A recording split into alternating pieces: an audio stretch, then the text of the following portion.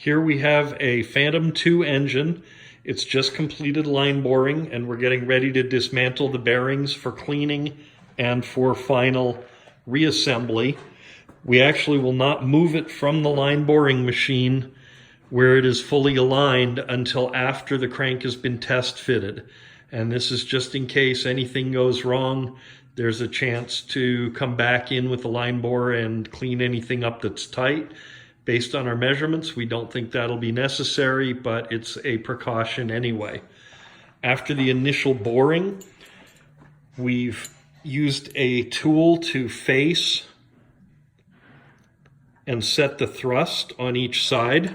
This tool spins on the line bore, and we've cut to 4/1000ths of end play on the crankshaft.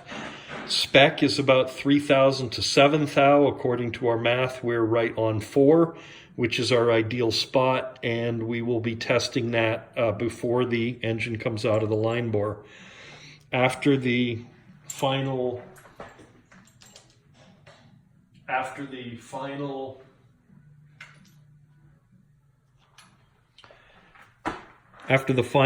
line boring is done and the edges are cut, we use a radiusing tool. This actually is a slightly different tool than we use. We only use a one-sided tool, but this one gives a good example very quickly. This comes in and cuts the radius for the crankshaft. Again, spins around on our machine. This actually isn't a critical function because except on this thrust face, the crankshaft does not touch the radius. And in fact, you don't want the crankshaft to touch the radius. But each one of these is radiused and now kind of matches the diameter, 9/32 of the radius on the crank, even though they won't actually touch. One critical thing for a Rolls-Royce is also we have a aluminum crankcase and a steel crankshaft, which means that the crankshaft expands when it gets hot about 5 times less than the crankcase. So it's very critical when setting up bearings and putting everything in that the faces get progressively further away from the crankshaft as you move toward the front of the engine. Otherwise, the crankshaft can actually grow into the crankcase can actually grow forward into the back of the crankshaft and cause it to tighten up when it gets hot. Again, part of cutting and facing things to make sure that there's clearance. The entire crankshaft is carried only by the number 7 bearing. That's why this distance between here and here is absolutely critical. In this case, we have a 3.000 inch gap on our crankshaft. That would be this gap right here. These are the thrust faces.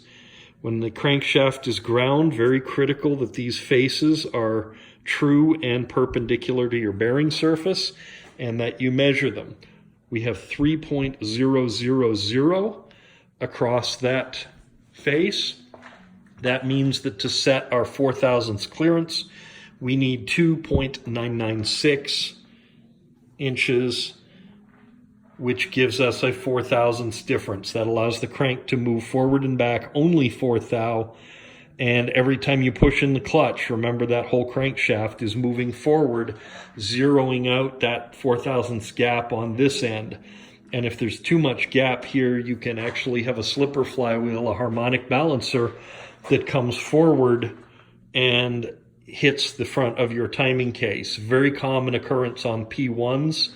It's a way you know you have a worn engine. But this gap and this spacing is also very critical on a Phantom 2 because this aligns the gears at the front of the crankshaft. So you have a 200,000ths distance between the back of the crankcase here and your thrust face. This should be an equal number. Again, working with what the grinding of your crankshaft is, that math can vary slightly, but you really want to have a 200 thou here because that's going to be critical to the mesh of your gears in front. And if the gears don't mesh right, they make noise. At this stage in the process, we'll be completely dismantling all of these bearings, taking everything apart, burnishing and cleaning them by hand. Then we will reassemble with the crankshaft in place to test that the crankshaft spins properly. There must be no tight spots, and the thrust must move back and forth on an indicator for it to be a correct and good job.